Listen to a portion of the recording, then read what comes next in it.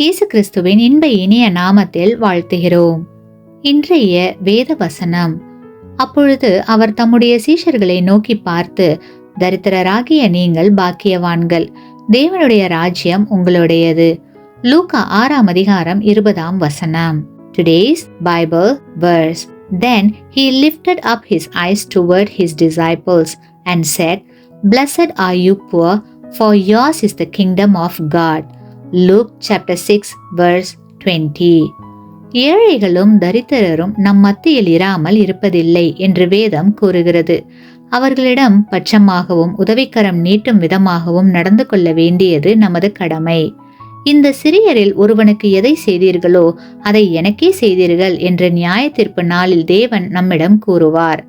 ஆகவே ஏழைகளில் நமது தேவனை காண்பது சாத்தியமே.